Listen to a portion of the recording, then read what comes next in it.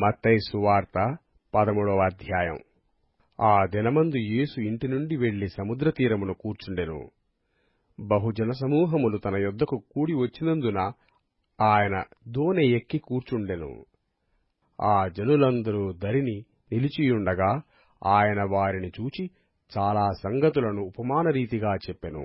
ఎట్లనగా, ఇదిగో, విత్తువాడు విత్తుటకు బయలు వెళ్ళెను. వాడు విత్తుచుండగా కొన్ని విత్తనములు త్రోవ ప్రక్కన పడెను.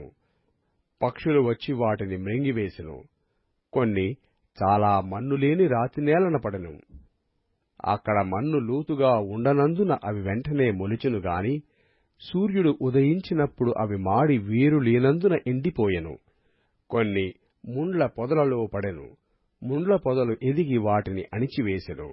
కొన్ని మంచి నేలను పడి, ఒకటి 100 ఒకటి 60 ఒకటి 30 ఫలించెను. చెవులు గలవాడు వినుగాక అని చెప్పెను. తర్వాత శిష్యులు వచ్చి, నీవు ఉపమానరీతిగా ఎందుకు వారితో మాటలాడుచున్నావని ఆయనను అడుగగా, ఆయన వారితో ఇట్లనెను, పరలోక రాజ్య మర్మములు ఎరుగుట మీకు అనుగ్రహింపబడియున్నది గాని వారికి అనుగ్రహింపబడలేదు. కలిగిన వానికే ఇయ్యబడును, వానికి సమృద్ధి కలుగును. లేనివానికి కలిగినదియు వాని యొద్ద నుండి తీసివేయబడును. మరియు వారు చూచుచుండియు చూడరు, వినుచుండియు వినకయు గ్రహింపకయునున్నారు. ఇందు నిమిత్తము నేను ఉపమానరీతిగా వారికి బోధించుచున్నాను. ఈ ప్రజలు కన్నులార చూచి, చెవులార విని, హృదయముతో గ్రహించి మనస్సు త్రిప్పుకొని నా వలన స్వస్థత పొందకుండునట్లు వారి హృదయము క్రొవ్వినది. వారి చెవులు వినుటకు మందములైనవి. వారు తమ కన్నులు మూసుకొనియున్నారు గనక మీరు వినుట మట్టుకు విందురుగాని గ్రహింపనే గ్రహింపరు, చూచుట మట్టుకు చూతురుగాని ఎంతమాత్రమును తెలుసుకొనరని యెషయా చెప్పిన ప్రవచనము వీరి విషయమై నెరవేరుచున్నది. అయితే మీ కన్నులు చూచుచున్నవి గనక అవి ధన్యములైనవి, మీ చెవులు వినుచున్నవి గనక అవి ధన్యములైనవి. అనేక ప్రవక్తలను, నీతిమంతులను మీరు చూచువాటిని చూడగోరియూ చూడకపోయిరి, మీరు వినువాటిని వినగోరియూ వినకపోయిరని మీతో నిశ్చయముగా చెప్పుచున్నాను. విత్తువాని గూర్చిన ఉపమాన భావము వినుడి. ఎవడైనను రాజ్యమును గూర్చిన వాక్యము వినియు గ్రహింపకయుండగా దుష్టుడు వచ్చి వాని హృదయములో విత్తబడిన దానిని ఎత్తుకొనిపోవును. త్రోవ ప్రక్కన విత్తబడినవాడు వీడే. రాతినేలను విత్తబడినవాడు వాక్యము విని వెంటనే సంతోషముతో దానినంగీకరించువాడు. అయితే అతనిలో వేరు లేనందున అతడు కొంతకాలము నిలుచునుగాని వాక్యము నిమిత్తము శ్రమయైనను హింసయైనను కలగగానే అభ్యంతరపడును. ముండ్ల పొదలలో విత్తబడినవాడు వాక్యము వినువాడేగాని ఐహిక విచారమును ధనమోసమును ఆ వాక్యమును అణిచివేయును గనక వాడు నిష్ఫలుడవును.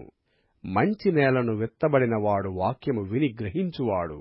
అట్టివారు సఫలులై ఒకడు 100 ఒకడు 60 ఒకడు 30 ఫలించుననెను. ఆయన మరియొక ఉపమానము వారితో చెప్పెను. ఏమనగా, పరలోక రాజ్యము తన పొలములో మంచి విత్తనము విత్తిన ఒక మనుష్యుని పోలియున్నది. మనుష్యుడు నిద్రించుచుండగా అతని శత్రువు వచ్చి గోధుమల మధ్యను గురుగులు విత్తిపోయెను. మొలకలు పెరిగి గింజ పట్టినప్పుడు గురుగులు కూడా అగపడెను. అప్పుడు ఇంటి యజమానుని దాసులు అతని యొద్దకు వచ్చి, అయ్యా, నీవు నీ పొలములో మంచి విత్తనము విత్తితివి గదా, అందులో గురుగులెక్కడ నుండి వచ్చినవని అడిగిరి. ఇది శత్రువు చేసిన పని అని అతడు వారితో చెప్పగా, ఆ దాసులు, మేము వెళ్లి వాటిని పెరికి కూర్చుట నీకిష్టమా అని అతనిని అడిగిరి. అందుకతడు, వద్దు, గురుగులను పెరుకుచుండగా వాటితో కూడా ఒకవేళ గోధుమలను పెళ్లగింతురు. కోతకాలము వరకు రొంటిని కలిపి ఎదగనియ్యడి. కోతకాలమందు గురుగులను ముందుగా కూర్చి వాటిని కాల్చివేయుటకు కట్టలు కట్టి గోధుమలను నా కొట్టులో చేర్చి పెట్టుడని కోతగాండ్రతో చెప్పుదుననెను. ఆయన మరియొక ఉపమానము వారితో చెప్పెను. పరలోక రాజ్యము ఒకడు తీసుకుని తన పొలములో విత్తిన ఆవగింజను పోలియున్నది.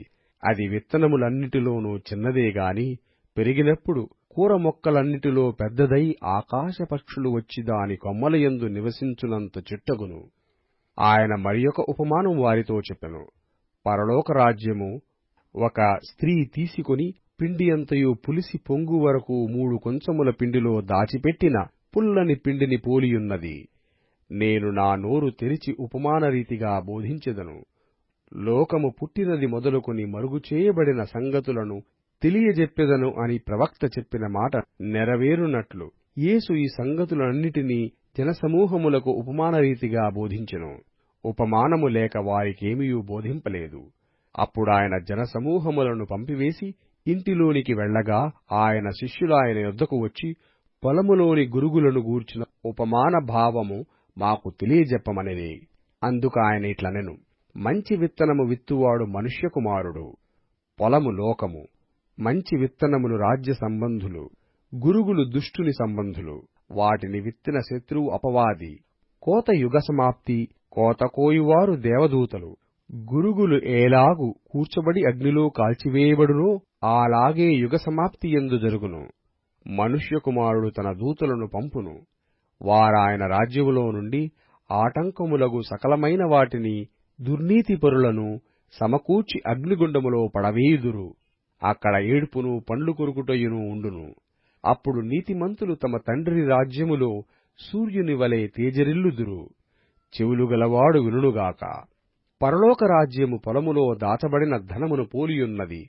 ఒక మనుష్యుడు దాని కనుగొని దాచిపెట్టి అది దొరికిన సంతోషముతో వెళ్లి తనకు కలిగినదంతయు అమ్మి ఆ పొలమును కొనును.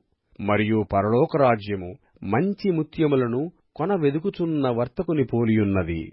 అతడు అమూల్యమైన ఒక ముత్యమును కనుగొని పోయి తనకు కలిగినదంతయు అమ్మి దాని కొనును. మరియు పరలోక రాజ్యము సముద్రములో వేయబడి నానావిధములైన చేపలను పట్టిన వలను పోలియున్నది.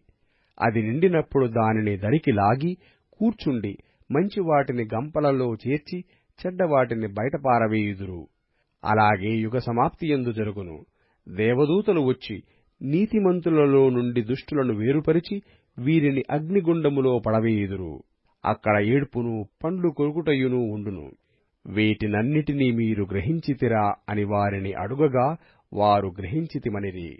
ఆయన అందువలన పరలోక రాజ్యములో శిష్యుడుగా చేరిన ప్రతి శాస్త్రియు తన ధన నిధిలో నుండి క్రొత్త పదార్థములను పాత పదార్థములను వెలుపలికి తెచ్చు ఇంటి యజమానుని పోలియున్నాడని వారితో చెప్పెను.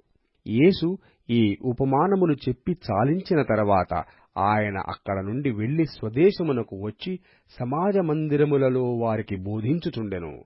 అందువలన వారాశ్చర్యపడి ఈ జ్ఞానమును ఈ అద్భుతములను ఇతనికెక్కడ నుండి వచ్చినవి? ఇతడు వడ్లవాని కుమారుడు కాడా? ఇతని తల్లి పేరు మరియా కాదా? యాకోబు, యోసేపు, సీమోను, యూదాయను వారు ఇతని సహోదరులు కారా? ఇతని అక్క చెల్లెండ్రందరూ మనతోనేయున్నారు కారా? ఇతనికి ఈ కార్యములన్నీయు ఎక్కడ నుండి వచ్చినని చెప్పుకొని ఆయన విషయమై అభ్యంతరపడిరి. అయితే యేసు ప్రవక్త తన దేశములోనూ తన ఇంటను తప్ప మరి ఎక్కడనైనను ఘనహీనుడు కాడని వారితో చెప్పెను.